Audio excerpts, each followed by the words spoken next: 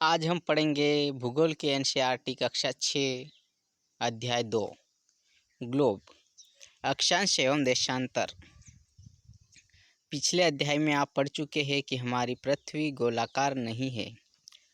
यह उत्तर एवं दक्षिणी ध्रुवों पर थोड़ी चपटी तथा मध्य में थोड़ी उभरी हुई है। क्या आप कल्पना कर सकते हैं कि यह कैसी दिखती है? इस संबंध में जानकारी प्राप्त करने के लिए आप ग्लोबल को देख सकते हैं।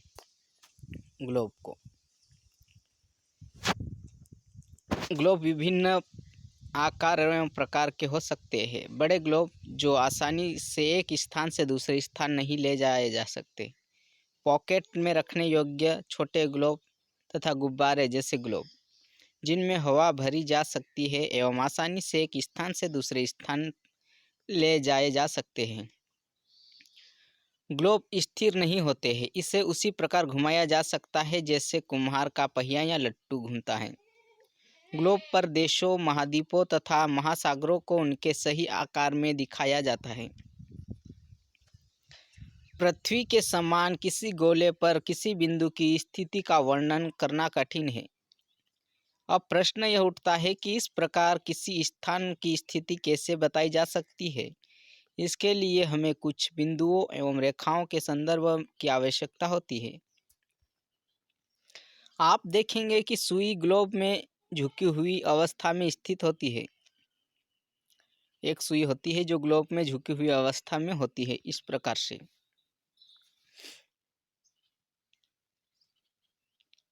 जिसे अक्ष कहा जाता है। ये अक्ष है। ग्लोब पर वे दो बिंदु जिनसे होकर सुई गुजरती है उत्तर एवं दक्षिणी ध्रुव है।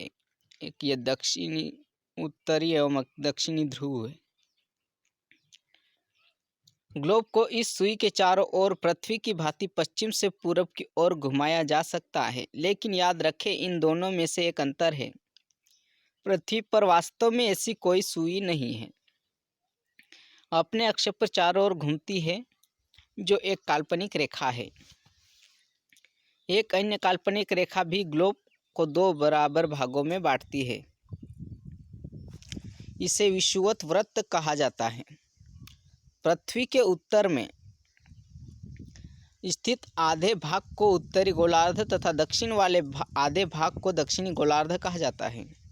ये दोनों बराबर के आधे भाग होते हैं। इस प्रकार विषुवत पृथ्वी पर एक काल्पनिक वृत्त बनाती है एवं यह पृथ्वी पर विभिन्न स्थानों की स्थिति बताने का सबसे महत्वपूर्ण संदर्भ बिंदु है।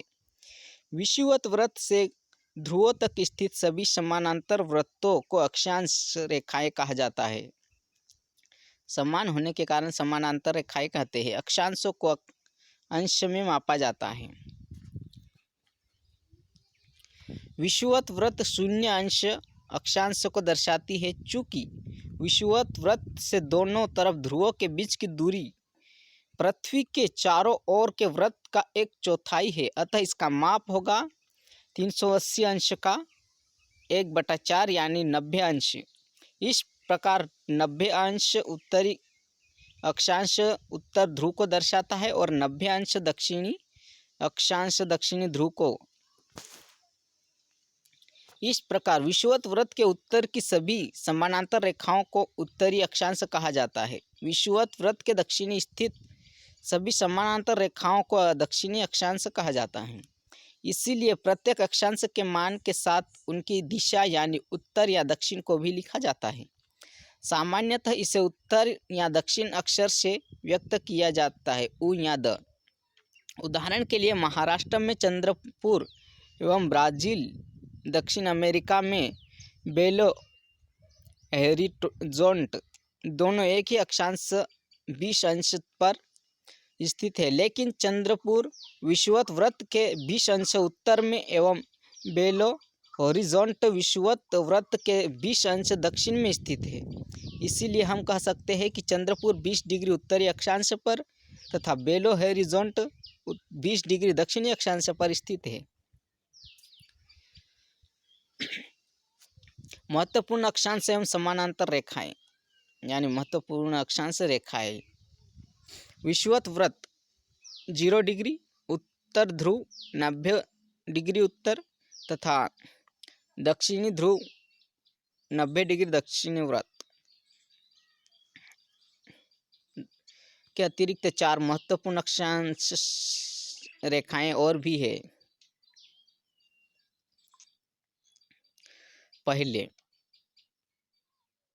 उत्तरी गोलार्ध में कर्क रेखा 23.5 डिग्री उत्तरी अक्षांश, और दूसरी है दक्षिणी गोलार्ध में मकर रेखा 23.5 दक्षिणी अक्षांश, और फिर है तीसरी विषुवत व्रत के 66 डिग्री 66.5 उत्तर में उत्तर ध्रुव व्रत है, ये उत्तर ध्रुव व्रत। और फिर चौथी है विषुवत रेखा के 66.5 दक्षिण में दक्षिण ध्रुव व्रत। पृथ्वी के ताप कटिबंध कर्क रेखा एवं मकर रेखा के बीच के सभी अक्षांशों पर सूर्य वर्ष में एक बार दोपहर में सिर के ठीक ऊपर होता है, इसलिए इस क्षेत्र में सबसे अधिक ऊष्मा प्राप्त होती है तथा इसे उष्ण कटिबंध कहा जाता है। कर्क रेखा तथा मकर रेखा के बाद किसी भी अक्षांश पर दोपहर को सूर्य कभी भी सिर के ऊपर नहीं होता। ध्रुव की तरफ सूर्य की किरणें तिरछी होती है। इस प्रकार उत्तरी गोलार्ध में कर्क रेखा एवं उत्तर ध्रुव व्रत तथा दक्षिणी गोलार्ध में मकर रेखा एवं दक्षिणी ध्रुव व्रत के बीच वाले क्षेत्र का तापमान मध्यम रहता है, इसलिए इन्हें शीतोष्ण कटिबंध कहा जाता है। उत्तरी गोलार्ध में उत्तर ध्रुव व्रत एवं उत्तरी ध्रुव तथा दक्षिणी गोलार्ध में दक्षिण ध्रुव व्रत तथा दक्षिणी ध्रुव के बीच के क्षेत्र में ठंड बहुत होती है, क्योंकि यहाँ सूर्य क्षितिज से ज़्यादा ऊपर नहीं आता है, इसीलिए ये शीत कटिबंध कहलाते हैं। देशांतर क्या है?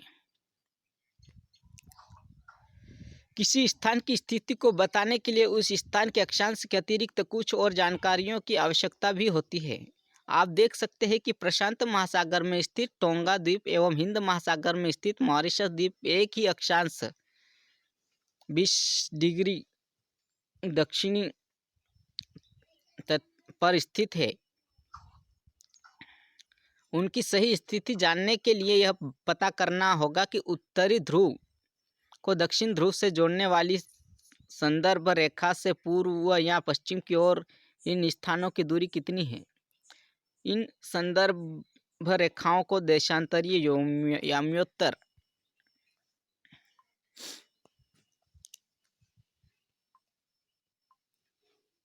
कहते हैं।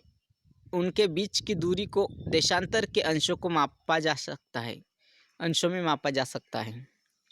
प्रत्येक अंश को मिनट में तथा मिनट को सेकंड में विभाजित किया जाता है। यह अर्धवृत्त है और उनके बीच की दूरी ध्रुवों की तरफ बढ़ने पर घटती जाती है एवं ध्रुवों पर शून्य हो जाती है, जहां सभी देशांतरीय याम्योत्तर आपस में मिलती है। अक्षांश समानांतर रेखाओं से भिन्न सभी देशांतरीय याम्योत्तर की लंबाई समान होती है, इसीलिए इन्हें सिर्फ मुख्य संख्याओं में व्यक्त करना कठिन था। तब सभी देशों ने निश्चय किया कि ग्रीनविच, जहां ब्रिटिश राजकीय वेधशाला स्थित है, से गुजरने वाली याम्योत्तर से पूर्व और पश्चिम की ओर गिनती शुरू की जाए। इस याम्योत्तर को प्रमुख याम्योत्तर कहते हैं। इसका मान 0 डिग्री देशांतर है तथा यहाँ से हम 180 डिग्री पूर्व एवं 180 डिग्री पश्चिम तक गणना करते हैं। प्रमुख याम्योत्तर तथा 180 डिग्री याम्योत्तर मिलकर पृथ्वी को 2 समान भागों पूर्वी गोलार्ध एवं पश्चिमी गोलार्ध में विभक्त करती है। इसीलिए किसी स्थान के देशांतर के आगे पूर्व के लिए अक्षर पु तथा पश्चिम के लिए अक्षर प का उपयोग करते हैं। यह जानना रोचक होगा कि 180 डिग्री पूर्व और 180 डिग्री पश्चिम याम्योत्तर एक ही रेखा पर स्थित है।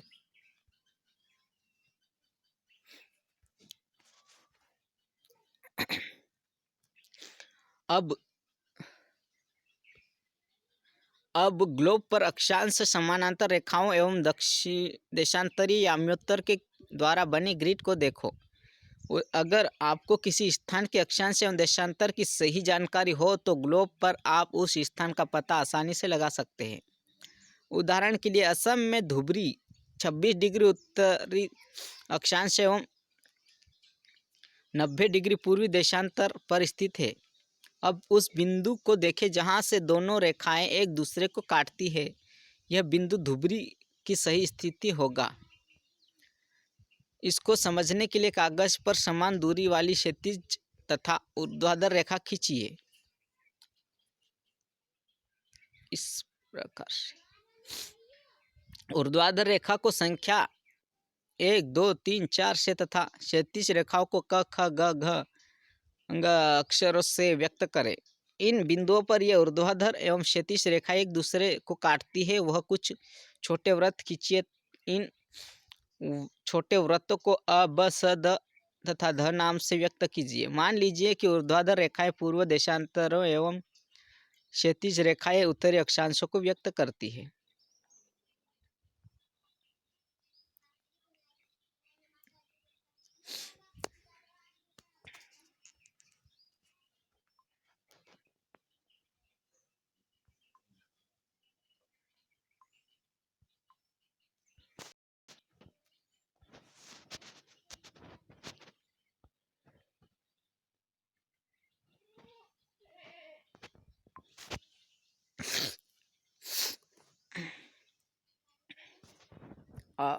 ये डायग्राम बताया गया है, इसमें आप देख सकते हैं विश्व का डायग्राम है। इसमें देशांतर रेखाएं खींची गई है। ग्रीनविच रेखा ये रही, बीच में जो डॉट डॉट लाइन वाली है, और फिर ये इधर की ओर आगे और इधर की ओर पीछे बताया गया है।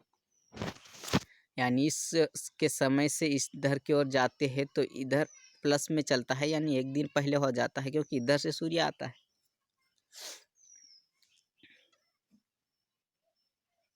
ये पूर्व होता है।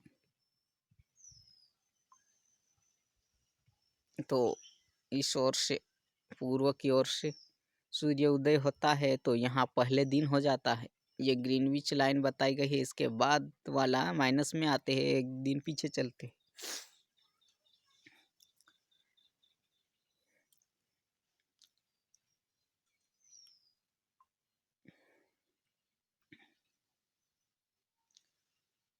देशांतर और समय।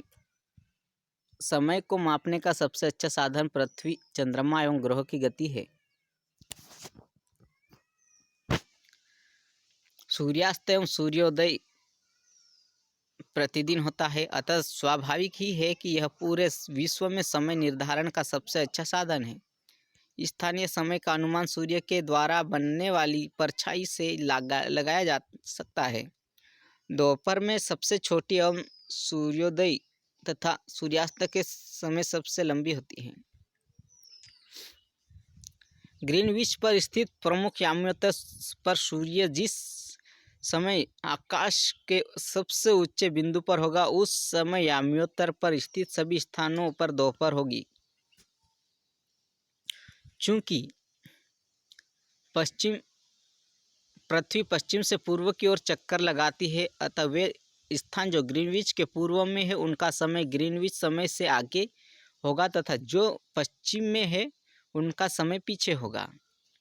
समय के अंतर की दर की गणना निम्नलिखित विधि से की जा सकती है। पृथ्वी लगभग 24 घंटे में अपने अक्ष पर 360 डिग्री घूम जाती है, अर्थात 1 घंटे में 15 डिग्री एवं 4 मिनट में 1 डिग्री घूमती है। इस प्रकार जब ग्रीनविच में दोपहर 12 बजते हैं तब ग्रीनविच से 15 डिग्री पूर्व में समय होगा 15 गुणित 4 यानी 60 मिनट, अर्थात ग्रीनविच के समय से 1 घंटा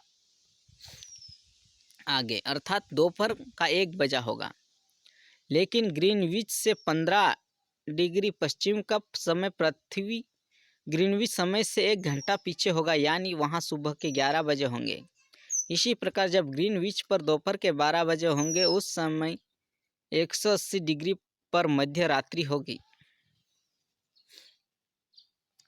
किसी भी स्थान पर जब सूर्य आकाश में अपने उच्चतम बिंदु पर होता है दोपहर में उस समय घड़ी में दिन के 12 बजते हैं। इस प्रकार घड़ी के द्वारा दिखाया गया समय उस स्थान का स्थानीय समय होगा।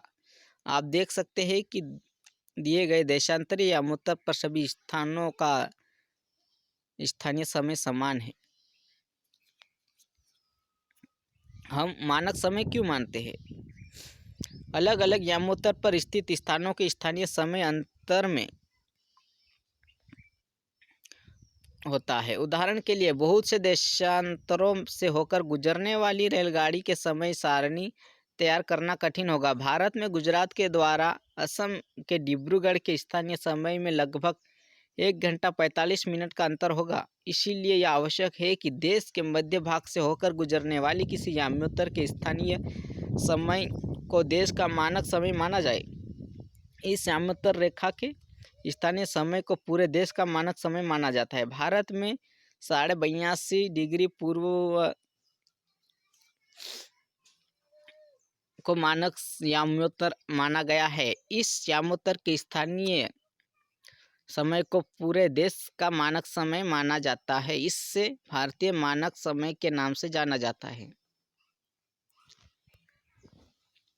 कबीर भोपाल के निकट एक छोटे से नगर में रहता है। वह अपने मित्र आलोक से कहता है कि वे लोग आज रात्रि में नहीं सो पाएंगे। भारत एवं इंग्लैंड के बीच मैच लंदन में 2 बजे अपराह्न में शुरू होगा, अर्थात भारत के समयानुसार मैच 7 बजे शुरू हो रहा होगा और देर रात्रि में समाप्त होगा। क्या आप जानते हैं कि भारत एवं इंग्लैंड के बीच के समय में क्या अंतर है?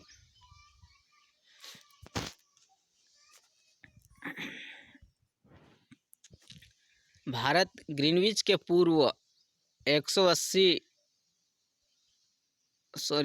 भारत ग्रीनविच के पूर्व में 82 डिग्री 30 मिनट पूर्वोत्तर में है, पूर्वी गोलार्ध में स्थित है तथा यहाँ का समय ग्रीनविच समय से 5 घंटा 30 मिनट आगे है। इसीलिए जब लंदन में समय दोपहर 2 बजे होंगे तब भारत में शाम के 7:30 बजे होंगे।